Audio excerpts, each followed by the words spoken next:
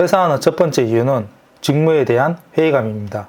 입사 전에는 배울 것도 많고 할 수 있을 거라 기대하지만 막상 일을 하다 보면 반복적인 업무가 대부분입니다. 두 번째 이유는 직장 내 인간관계 문제입니다. 상사나 동료와의 관계가 좋으면 힘든 일도 버틸 수 있지만 조직 내 정치 싸움과 불합리한 평가로 인해 스트레스를 받는 경우가 많습니다. 세 번째 이유는 높은 업무 강도와 건강 문제입니다. 야근과 주말 근무가 반복되면서 피로가 쌓이고 만성 스트레스로 건강이 나빠지는 경우가 많습니다. 이어서 정부에서 선호하는 첫 번째 아이템은 AI 자동화 솔루션 창업입니다. 기업들은 업무 효율성을 높이고 비용을 절감하기 위해 인공지능 기반 자동화 솔루션을 적극적으로 도입하고 있습니다. 두 번째 아이템은 친환경 지속 가능한 소비 창업입니다. 환경 보호에 대한 관심이 높아지면서 친환경 제품과 지속 가능한 소비 트렌드가 확산되고 있습니다. 세 번째 아이템은 메타버스 VR 컨텐츠 창업입니다. 비대면 시대가 확대되면서 교육, 쇼핑, 엔터테인먼트 분야에서 메타버스 및 VR 기술 활용이 증가하고 있습니다. 많은 사람들이 안정적인 직장에 들어가면 오랫동안 다닐 수 있을 거라고 생각을 합니다. 하지만 시간이 지날수록 현실은 기대와 다를 때가 많습니다. 오늘은 퇴사를 고민하는 사람들이 가장 많이 경험하는 문제들, 그리고 퇴사 후의 현실, 퇴사 전에 반드시 준비해야 할 것들에 대해서 이야기를 해보겠습니다. 지금 직장에서 만족스럽지 않다고 해서 무작정 사직서를 내는 것은 위험합니다.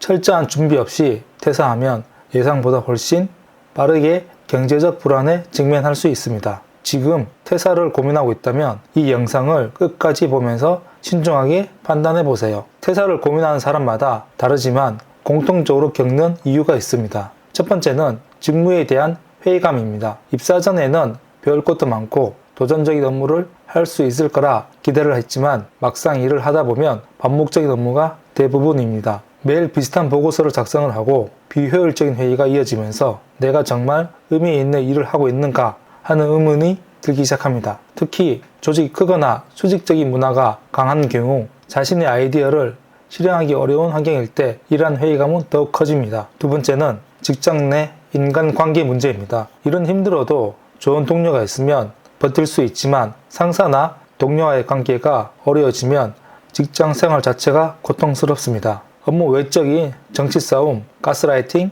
불합리한 평가 기준 등으로 인해 아무리 열심히 해도 인정받지 못한다는 느낌이 들 때 퇴사를 고민하게 됩니다. 특히 연차가 쌓이면서 조직 내에서 경쟁이 심해지고 승진이나 평가에서 불이익을 당하는 경험을 하게 되면 이직이나 퇴사 고민을 하기 시작합니다. 세 번째는 높은 업무 강도와 건강 문제입니다. 야근이 잦고 업무량이 많아지면 점점 지쳐갑니다. 처음에는 버틸 수 있을 것 같지만 몇 년이 지나면 몸과 정신이 모두 한계에 다다르게 됩니다. 몸이 피곤한 정도를 넘어서 불면증이나 소화불량 같은 건강 문제가 생기기 시작하면 퇴사를 진지하게 고민하게 됩니다. 네 번째는 기대보다 적은 월급입니다. 연봉이 높아 보이지만 세금, 보험료, 각종 공제를 빼고 나면 실수령액은 기대만큼 많지 않습니다. 게다가 회사에서 정해진 급여 체계 안에서만 연봉이 오르기 때문에 아무리 열심히 해도 급여 상승에는 한계가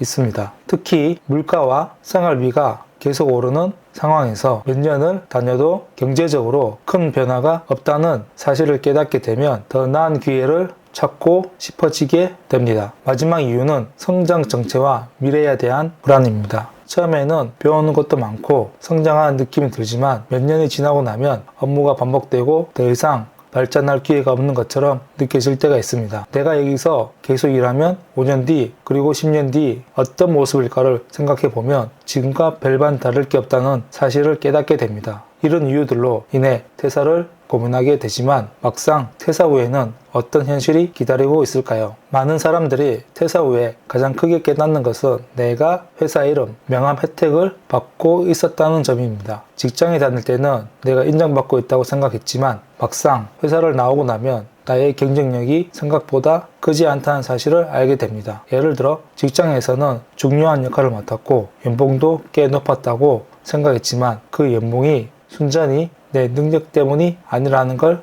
깨닫게 됩니다.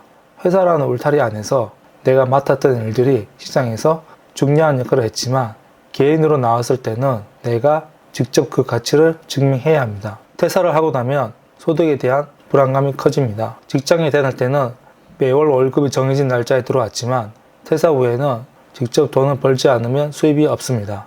재취업을 하려고 해도 예전만큼 좋은 조건을 찾기가 어렵고 창업이나 프리랜서로 전환하려고 해도 시장에서 경쟁력을 갖추는데 시간이 필요합니다. 이런 문제를 피하려면 퇴사를 하기 전에 반드시 준비가 필요합니다. 직장 퇴사하기 전에 준비해야 할 것들을 말씀을 드려보겠습니다. 첫 번째는 최악의 상황을 가정해 보는 것입니다. 퇴사 후 일정 기간 동안 소득이 없을 때 내가 감당할 수 있는 수준을 계산을 해야 합니다. 예상보다 빨리 자금이 소진될 수 있기 때문에 최소한 6개월에서 1년 동안 생활할 수 있는 비상자금을 마련해 두는 것이 좋습니다. 두 번째는 수익을 만들어 보는 것입니다. 단순히 월급만으로 생활을 하다가 갑자기 퇴사하면 직접 돈을 벌어야 한다는 현실이 크게 다가옵니다. 그래서 퇴사를 고민하는 단계부터 사이드 프로젝트나 부업을 통해 월급 이외에 수익을 만들어 보는 것이 중요합니다. 작은 금액이라도 스스로 벌어본 경험이 있으면 퇴사 후에도 어떻게 돈을 벌어야 할지 감을 잡을 수가 있습니다. 세 번째는 경쟁력을 갖출 수 있는 새로운 스킬을 배우는 것입니다. 현재의 직무가 시장에서 경쟁력이 떨어진다면 퇴사 전에 새로운 기술을 배우거나 자격증을 취득하는 것이 좋습니다. 예를 들어 IT, 마케팅, 영상 제작 같은 기술은 프리랜서로도 활용할 수 있기 때문에 회사를 나와서도 도움이 됩니다. 네 번째는 인맥 네트워크를 확장하는 것입니다. 직장 안에서만 인간관계를 맺다 보면 퇴사 후에 사회적 연결이 단절될 수 있습니다. 다양한 업계 사람들과 교류하고 새로운 기회를 찾을 수 있는 네트워크를 구축하는 것이 중요합니다. 마지막으로 퇴사 후의 생활을 구체적으로 설계하는 것입니다. 단순히 퇴사하는 것이 목표가 아니라 퇴사 후에 무엇을 할 것인지 명확하게 정해야 합니다. 준비 없이 퇴사하면 막상 회사를 나오고 방향을 잃을 수가 있습니다. 많은 사람들이 퇴사 후 창업을 고민하지만 가장 큰 문제는 자금 마련입니다. 지금 퇴사를 고려하고 있다면 무작정 사직서를 내기보다 어떤 창업이 현실적으로 가능한지 그리고 창업 전에 무엇을 준비해야 하는지 신중하게 따져봐야 합니다.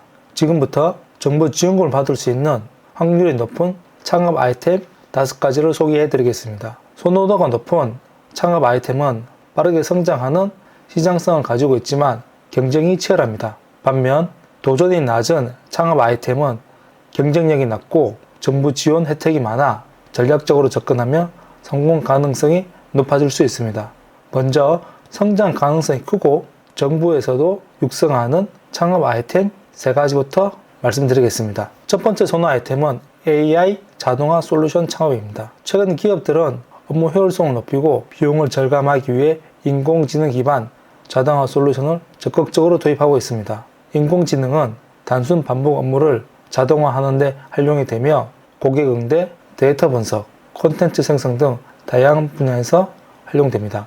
예를 들어 기업이 고객 상담을 위해 별도의 인력을 채용하지 않고 인공지능 챗봇을 도입하면 운영 비용을 절감할 수 있습니다. 또한 인공지능을 활용한 광고 최적화 솔루션, 데이터 분석 시스템도 기업들의 필수 도구로 자리 잡고 있습니다. 정부에서도 인공지능 산업을 적극 지원하고 있어 예비 창업 패키지와 같은 다양한 지원금을 받을 수 있습니다. 두 번째 선호 아이템은 친환경 지속 가능한 소비 창업입니다. 최근 환경 보호에 대한 관심이 높아지면서 친환경 제품과 지속 가능한 소비 트렌드가 빠르게 확산되고 있습니다.